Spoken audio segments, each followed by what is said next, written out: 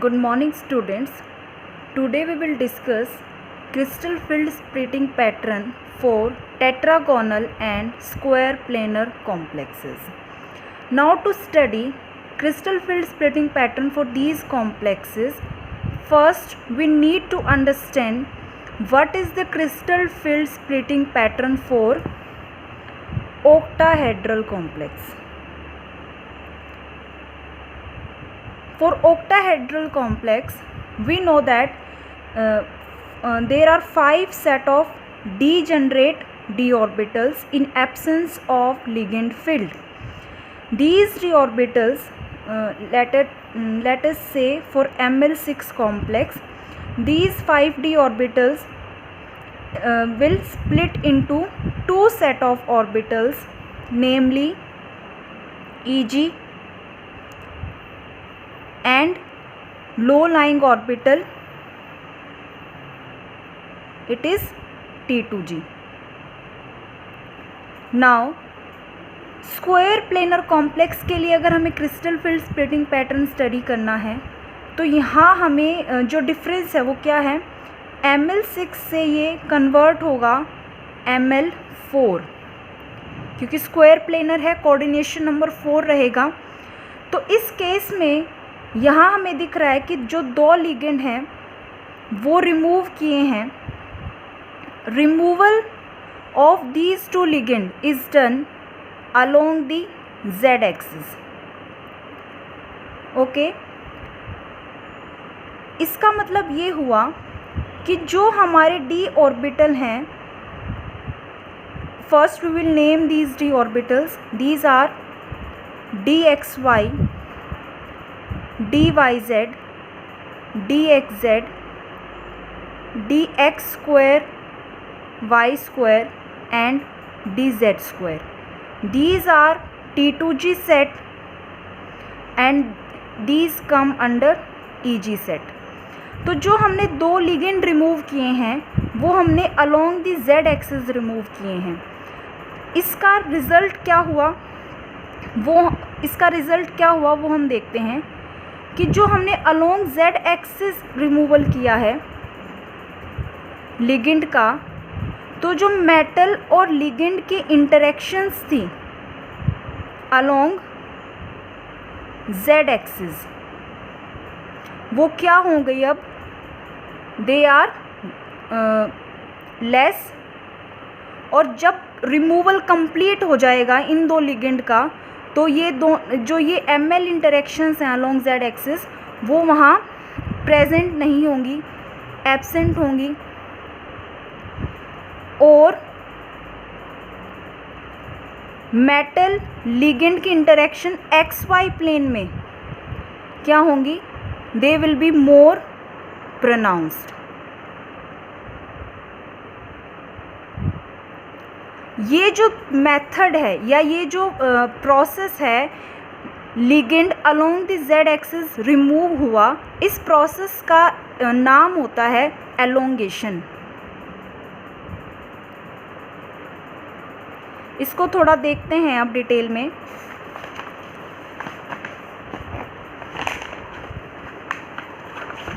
जो elongation process हुआ है वो हमने किया है अलोंग द z एक्सिस. इसका मतलब ये होता है कि जो अलोंग द z एक्सिस हमारे ऑर्बिटल थे, metal orbital as well as ligand, वो अब क्या हो गए, दूर हो गए. क्योंकि एलोंगेशन का मतलब होता है कि लिगेंड को हमने along the z axis remove किया है. और जो इसका इंटरमीडिएट स्ट्रक्चर बनता है ड्यूरिंग एलोंगेशन, उस इंटरमीडिएट स्ट्रक्चर को इन्होंने बोला है इट इज़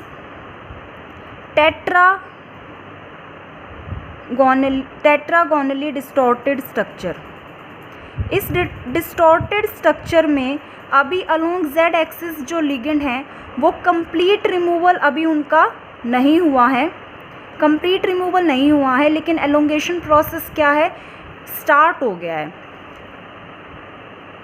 जब z एक्सिस के अलोंग एलोंगेशन हो रहा है तो अब यहाँ मेटल लिगेंड की जो इंटरेक्शंस हैं वो वीक होंगी, क्योंकि जो z एक्सिस के अलोंग जो हमारा लिगेंड था वो दूर हो रहा है मेटल सेंटर से, तो वहाँ वो अपनी लिगेंड फील्ड कम जनरेट करेगा, इंटरेक्शंस क्या हो जाएंगी, वीक। कन्वर्सली वी कैन से जो XY प्लेन अब बच गया है वहाँ अब मेटल और लिगेंड की इंटरेक्शंस जो होंगी वो क्या होंगी, स्ट्रॉन्ग। और हमें ये पता है कि जो मेटल लिगेंड की इंटरेक्शंस होती हैं they are repulsive in nature, ये रिपल्सिव होती हैं। इसका मतलब अब जो XY प्लेन में हमारे ऑर्बिटल्स हैं वो क्या हो गए, डीस्टेबलाइज हो गए। और Z एक्सिस में क्योंकि एलोंगेशन हुआ है तो Z एक्सिस के अलोंग जो हमारे मेटल के ऑर्बिटल्स हैं वो क्या हो गए, स्टेबलाइज हो गए, क्योंकि उनको लिगेंड से वो दूर हो रहे हैं, क्योंकि लिगेंड वहाँ क्या हो रहा है, रिमूव हो रहा है अलोंग द Z एक्सिस, तो वहाँ मेटल लिगेंड की इंटरेक्शंस क्या हो गई, वैनिश हो गई, है नहीं वहाँ पे। तो कंक्लूज़न क्या है हमारा, फॉर टेट्रागोनली डिस्टॉर्टेड स्ट्रक्चर जो एक इंटरमीडिएट स्ट्रक्चर है इन एलोंगेशन प्रोसेस, उस केस में Z एक्सिस के अलोंग लिगेंड को रिमूव किया जाता है। इसका मतलब जो XY प्लेन अब बच गया है वहाँ पे मेटल और लिगेंड की इंटरेक्शन स्ट्रॉन्ग होंगी। स्ट्रॉन्ग होने से, क्योंकि ये रिपल्सिव इंटरेक्शंस हैं, तो जितने भी मेटल के ऑर्बिटल XY प्लेन में आते हैं वो डीस्टेबलाइज हो गई। रिपल्सिव इंटरेक्शंस हैं इसलिए डीस्टेबलाइज हो गए। डीस्टेबलाइज हो गए इसका मतलब उनकी जो एनर्जी है इट इज़ रेज्ड। और अलोंग द Z एक्सिस क्योंकि लिगेंड मेटल से दूर होता जा रहा है एलोंगेशन प्रोसेस से, उसको एलोंगेट कर रहे हैं उस मेटल लिगेंड बॉन्ड को अलोंग Z एक्सिस, तो वहाँ अब मेटल के ऊपर लिगेंड की फील्ड जनरेट नहीं हो पा रही है। और we can say that along Z axis जो मेटल के ऑर्बिटल्स हैं वो क्या हो गए, स्टेबलाइज हो गए। मेटल के अलोंग द Z एक्सिस जो Z एक्सिस कंपोनेंट वाले ऑर्बिटल हैं वो क्या हो गए, स्टेबलाइज हो गए। अब इसको हम लिख लेते हैं। तो अलोंग Z एक्सिस हमारे ऑर्बिटल कौन से हैं, जिसमें Z कंपोनेंट है dz², और T2G सेट में है dxz एंड dyz। इसका मतलब जिसमें भी Z कंपोनेंट है वो हमारे ऑर्बिटल्स क्या होंगे, स्टेबलाइज। दैट मीन्स अब एनर्जी पैटर्न में they will be in the low lying region, इनकी जो एनर्जी है वो क्या हो जाएगी, लो। और जो हमारे इन XY प्लेन हैं, XY प्लेन के लिए जो हमारे ऑर्बिटल्स हैं जिनमें XY प्लेन आता है वो हैं dx² y² एंड dxy।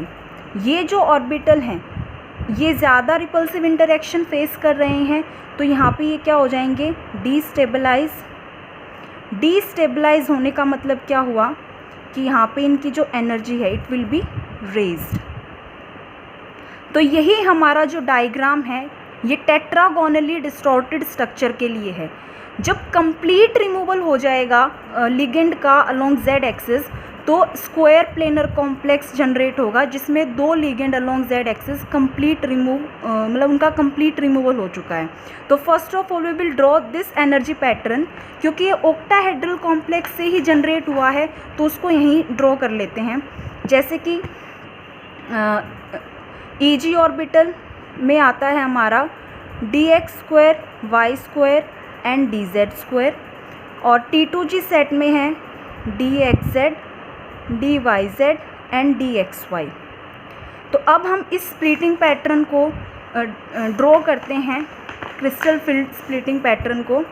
तो जैसे अभी मैंने बताया ये ऑक्टाहेड्रल कॉम्प्लेक्स के लिए जनरेट हो गया था, like this one EG set and low lying T2G set. T2G set में जो Z कंपोनेंट है वो स्टेबलाइज हो गए। कौन से हैं, dxz and dyz। Z component वाला क्या होता है, Z कंपोनेंट वाले हमारे क्या होते हैं, स्टेबलाइज होते हैं, लो एनर्जी होगी उनकी, और X कंपोनेंट वाले डीस्टेबलाइज होते हैं, एनर्जी विल बी रेज्ड। तो यहाँ एक्स वाई वाला कौन सा है, डी एक्स वाई, उसकी energy will be raised further, तो वो यहाँ होगा। ऐसे ही ईजी सेट में D Z square and D X square Y square, D Z square की एनर्जी क्या होगी, लो हो जाएगी, और ईजी ऑर्बिटल का जो D X square Y square component है वो हाई एनर्जी पे होगा। ये है टेट्रागोनल स्ट्रक्चर जिसमें अभी डिस्टॉर्शन स्टार्ट हुआ है स्ट्रक्चर का, लिगेंड का रिमूवल प्रोसेस अभी कंप्लीट नहीं हुआ है। जब कंप्लीट रिमूवल हो गया लिगेंड का अलोंग जेड एक्सिस, जिसमें ML4 ज्योमेट्री आ गई है स्क्वायर प्लेनर, तो अब क्या होगा कि जो ऑर्बिटल वहाँ स्टेबलाइज हुए थे वो फर्दर स्टेबलाइज हो जाएंगे, जैसे DXZ DYZ ये फर्दर स्टेबलाइज हो गए तो उनकी एनर्जी और कम हो गई, एंड जो XY कंपोनेंट है they will be further destabilise, तो उनकी एनर्जी और इंक्रीज हो गई DXY। Z स्क्वायर कंपोनेंट है further stabilisation, DX square Y square component है फर्दर डीस्टेबलाइजेशन। तो ओवरऑल हमारा डायग्राम क्या कहता है कि जब हमारी स्क्वायर प्लेनर ज्योमेट्री जनरेट होगी उस केस में जो Z कंपोनेंट है जिन मेटल ऑर्बिटल्स के लिए वो लो एनर्जी पे होंगे, स्टेबलाइज होंगे क्योंकि उनको मेटल लिगेंड की इंटरेक्शन फेस नहीं करनी, और जो XY प्लेन में जो हमारे मेटल ऑर्बिटल्स हैं वो हाई एनर्जी पे होंगे और डीस्टेबलाइज होंगे। तो यहाँ ये स्प्लिटिंग पैटर्न कंप्लीट होता है। ये ओक्टाहेड्रल ज्योमेट्री से हमने स्टार्ट किया था, ये ML6 के लिए स्प्लिटिंग पैटर्न था, crystal field splitting energy delta naught. ये वाला जो है इंटरमीडिएट जो स्ट्रक्चर बन रहा है ये हमारा है टेट्रागोनली डिस्टॉर्टेड स्ट्रक्चर, और जब कंप्लीट रिमूवल हो गया है लिगेंड्स का वो स्ट्रक्चर है ये। हाईएस्ट एनर्जी क्या है, DX स्क्वायर वाई स्क्वायर की, then DXY DZ square, and lowest energy level पे दो ऑर्बिटल प्रेजेंट हैं DXZ एंड DYZ। तो यहाँ ये क्लास ओवर होती है। इसके साथ ही एक और वीडियो अपलोड की गई है जिसमें टेट्राहेड्रल स्प्लिटिंग बताई गई है। Do check that video. Okay students, thank you.